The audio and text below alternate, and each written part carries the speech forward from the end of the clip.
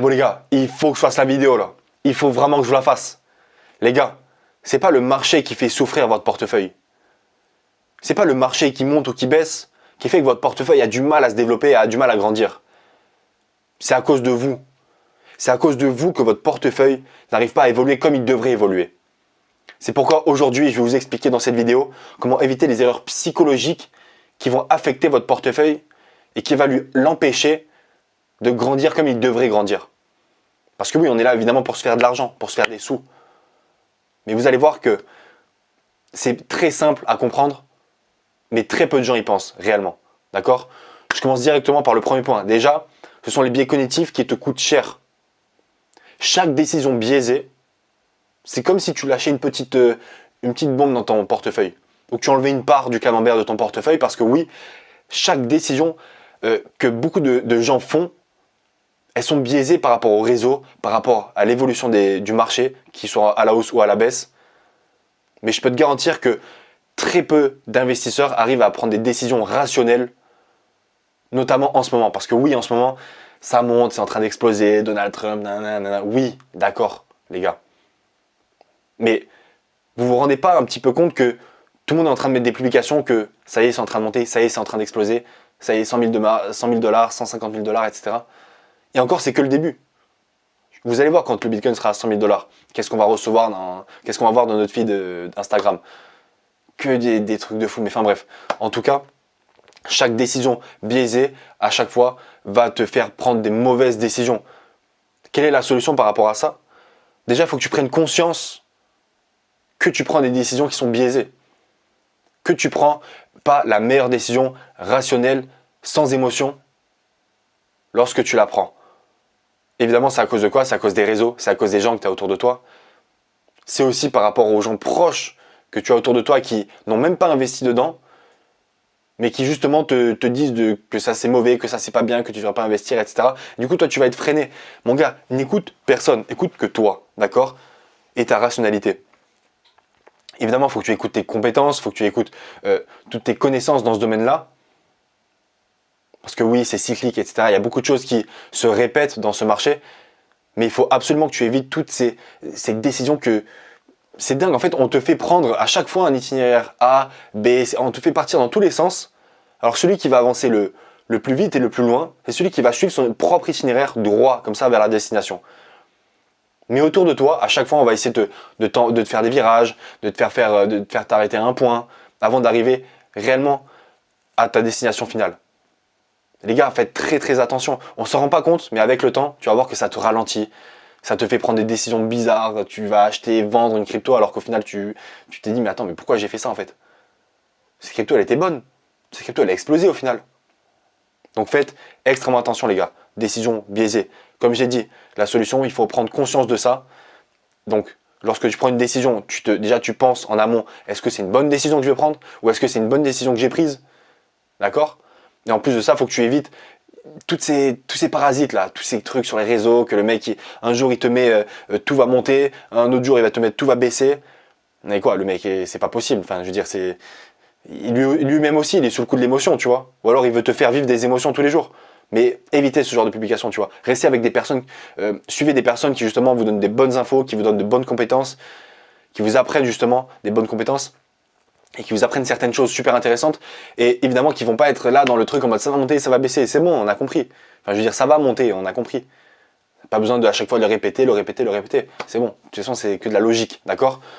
Donc premier point extrêmement important. Deuxième point, tout autant important, comment éviter justement les pièges des peurs et de l'euphorie. Parce que oui, l'euphorie ça arrive les gars, mais la peur aussi elle est toujours là. Tu vas voir quand le Bitcoin il va baisser de 10, 15, 20% en quelques jours. Si la peur, elle va pas revenir. Mais c'est fait exprès, les gars. On veut vous faire les montagnes russes. Toujours. Toujours. Mais il faut avoir en tête qu'il faut toujours garder son cap. Toujours éviter de faire les montagnes russes comme ça et toujours éviter de se faire embarquer là-dedans, en fait. Tu vois? Tout le temps. Tout le temps, les gens se font embarquer dans un coup j'ai peur, un coup je suis super content, ça monte, un coup j'ai peur. Les gars, vous ne pouvez pas vivre là-dedans. Donc, détachez-vous émotionnellement de tout ça. Et ça, justement, on va en parler juste après. Mais n'oublie jamais juste ton itinéraire. C'est trop, trop important. l'itinéraire, les gars. Super important, ok? Ne l'oubliez pas. En solution, justement, il faut absolument que tu appliques des règles pour agir. Applique des règles pour agir et pas pour réagir. Super important. Je le répète, applique des règles pour agir, mais pas pour réagir. Ça, c'est extrêmement important. C'est la première étape. Évidemment que tu peux réagir. Évidemment que si jamais il se passe quoi que ce soit et que tu as préparé tes stratégies en amont, donc s'il y a un scénario A, B, C ou D qui arrive, ben oui, tu pourras bien réagir. Mais ce que je veux dire par là, c'est que la première étape déjà, c'est d'agir, tout simplement. Donc applique ces règles-là pour agir, ok? Et rappelle-toi, t'es pas un Bill où tu vas pas sauter partout comme un petit Bill où à chaque fois peur, euphorie, etc. On veut pas de ça, ok? Le troisième point déjà, c'est que les mauvaises décisions, elles sont toujours liées à l'émotion. Vous êtes des investisseurs émotionnels. Tous, presque tous. C'est incroyable. Pourquoi? Parce qu'à chaque fois qu'il va se passer quoi que ce soit, c'est-à-dire que à chaque fois qu'on va te dire c'est en train de monter, achète, c'est en train de descendre, vends, tu vas vendre ou tu vas acheter et c'est toujours une mauvaise décision que tu vas prendre. Toujours. C'est jamais lorsque ça baisse qu'il faut vendre. C'est jamais lorsque ça monte qu'il faut acheter. Toujours faire l'inverse.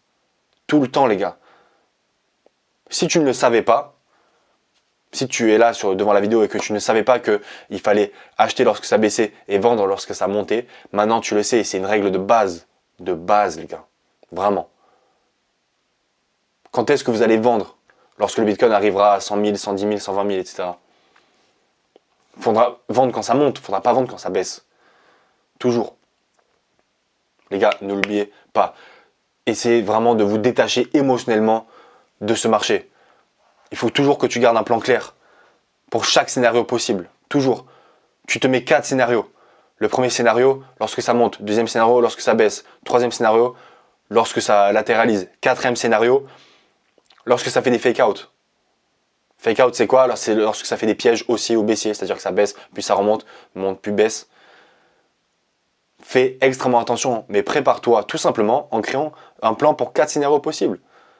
Et rien que là, avec 4 scénarios, tu peux pas te tromper. Mais au moins, tu es prêt. C'est pour se détacher émotionnellement d'un marché, il faut qu'à chaque fois, tu rassembles point par point des compétences qui vont t'aider à te détacher émotionnellement. C'est-à-dire ça va passer par justement ce que je viens de te dire, les scénarios, donc la préparation en amont de stratégie. Le deuxième point, c'est les réseaux sociaux, donc te désabonner de trucs débiles, de comptes débiles. Prochain point, c'est évidemment sur CoinMarketCap d'éviter un petit peu de créer son propre portefeuille virtuel, tu vois, par exemple, si vraiment ça te fait trop mal, tu vois, et que dès que tu le vois qu'ils font en quelques jours, ils font de plusieurs milliers ou dizaines de milliers de dollars, presque ça te fait fondre en larmes, tu vois. À ce moment-là, il faut que tu évites ça. Mais rien que ça, les gars, ça va vous aider un petit peu pas à pas à vous détacher émotionnellement de ce marché, ok? Trop important.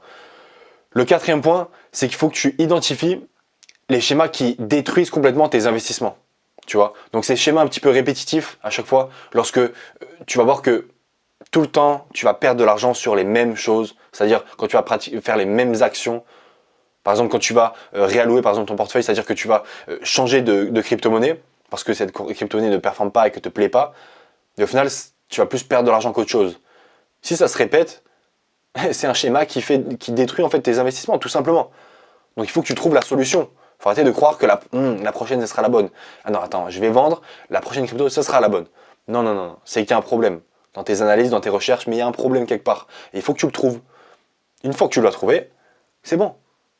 Schéma répétitif, au revoir, et tu continues. S'il y en a un autre, mauvaise décision, à chaque fois que tu vas prendre, par exemple, une décision lorsque ça va monter, ou par exemple lorsque ça va baisser, ou lorsque ça latéralise ou quoi, ou lorsqu'il y a un schéma graphique, par exemple, et que tu vas prendre toujours la même décision parce que c'est ta stratégie, mais que ça se répète, et que tu perds de l'argent dans cette répétition, eh bien enlève ce schéma. Ou alors améliore-le, mais il y a un problème quelque part, d'accord? On n'est pas des traders, On n'est pas des gars qui vont réagir en mode oh là là, triangle ascendant, breakout à la hausse, je vais vendre. Enfin, tu vois, des choses comme ça. Non, on s'en fout. Mais évidemment, quand on regarde les graphiques, on analyse un petit peu les graphiques et ça nous sert un petit peu à investir à chaque fois à moyen, long terme, tout le temps. Il y a des compétences de base à avoir du trading. Mais voilà, ce que je veux dire par là, c'est que tous ces schémas répétitifs qui font perdre de l'argent un petit peu à droite, à gauche, comme des gars par exemple qui transfèrent la crypto-monnaie encore par la blockchain Ethereum. Je te jure que j'ai un gars, un collègue de collègue qui transfère ses cryptos par la blockchain Ethereum. Enfin bref, tu vois, voilà, c'est débile quoi. Bref, pour justement un petit peu éviter ces schémas répétitifs qui te font perdre de l'argent, je te conseille juste d'analyser régulièrement tes choix, tu vois. Donc tous les choix que tu fais, donc soit avant de les faire, soit après les avoir faits, ça dépend de beaucoup de monde, tu analyses tout simplement. Il y a beaucoup de monde qui prennent des décisions, mais presque parce qu'on leur a dit de le faire ou ils ne se rendent pas vraiment compte de pourquoi ils le font en fait, tu vois. Ils sont juste guidés par leur instinct. Maintenant, fais une analyse. Pourquoi tu vas prendre cette décision? Tu vas vendre? Ok. Pourquoi tu vas vendre? Parce que c'est trop monté, parce qu'il y a un problème dans la crypto, il y a un problème dans la tokenomics, il y a un problème dans le secteur, le marketing, etc. Il y a quoi? Il faut que tu le saches. Chaque décision, les gars, chaque bonne décision, pardon, va vous faire gagner du temps et gagner de l'argent tout le temps. Et chaque mauvaise, évidemment, va vous faire perdre de l'argent. Et pas forcément perdre ou gagner du temps, mais en tout cas perdre de l'argent, ça c'est sûr. Ok?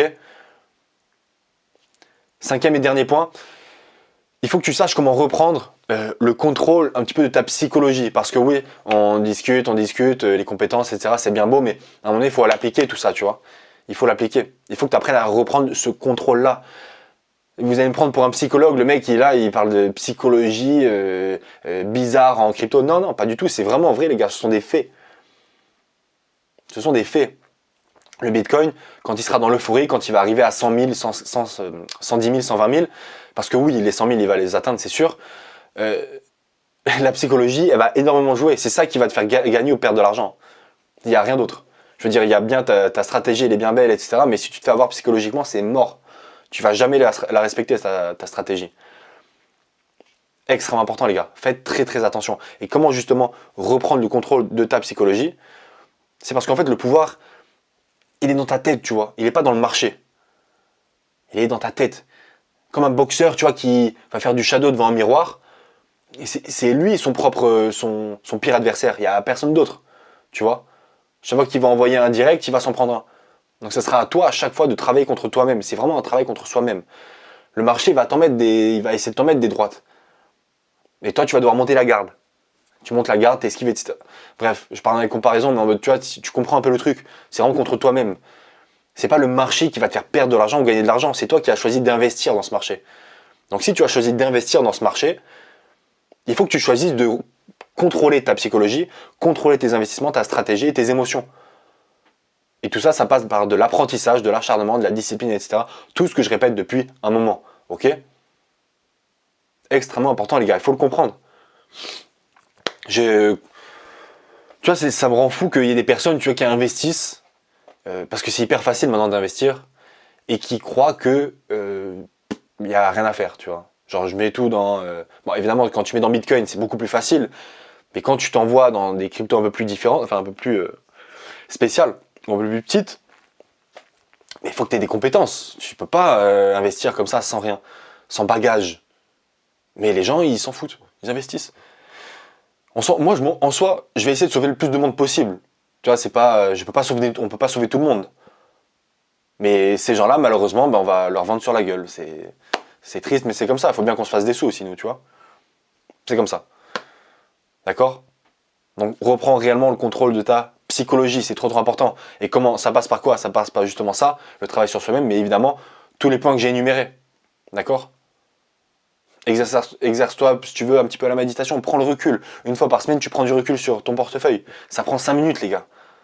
Mais tu prends du recul. Ça marche pour tout. Ça marche pour ton travail, ça marche pour ton sport, ça marche pour tout, les gars. Donc tu prends du recul sur la situation, sur ton portefeuille. Tu dis, ok, ça performe bien, il est bien structuré, bien proportionné. Ok, vas-y, lourd. Je peux avancer, je peux continuer à travailler. Je peux continuer à faire autre chose, mes occupations, etc. Je peux faire ce que je veux. Mais ce secteur-là, je sais que je le contrôle. Je suis détaché émotionnellement. Ma stratégie est bonne, il n'y a pas de problème. Je sais qu'en vendre, je sais qu'en acheter, il n'y a aucun souci. Les gars, lorsque vous faites tout ça, vous allez voir. En fait, vous pouvez même carrément calculer combien vous allez vous faire si toutes les alertes de prix sont atteintes. Enfin bref, c'est hyper satisfaisant en tout cas. Et sachant que ça va arriver, c'est archi lourd, tu vois. Bref, en tout cas, pour conclure un petit peu, maîtrise ton mental. Et tu maîtriseras ton portefeuille, tout simplement. Et si tu maîtrises ton portefeuille, le marché, lui, il peut rien y faire. Évidemment, s'il crache, oui, d'accord, les billes, vous excitez pas. Mais voilà, si tu maîtrises ton mental, tu maîtrises ton portefeuille, très très important, ok? J'espère en tout cas que la vidéo vous a plu, les gars. J'essaie vraiment de faire de mon mieux, en tout cas, pour vous donner les meilleurs conseils, tu vois, pour vraiment bien les expliquer, parce que c'est vrai qu'il y a des gars sur Insta, ils sont venus me dire que c'était pas très très facile parfois à comprendre, tu vois, parce que eux, ils y connaissent rien, et parfois je balance des trucs que des débutants, parfois, ils n'arrivent pas forcément à comprendre. Donc voilà, ça arrive dans l'amélioration, tu vois, évidemment. Merci en tout cas d'avoir écouté jusqu'à la fin. N'hésitez pas à liker, à commenter, à partager, à vous abonner, à activer la cloche, à me suivre sur le Patreon pour les questions par mail et les coachings. Ça passe par là-bas, en tout cas les coachings.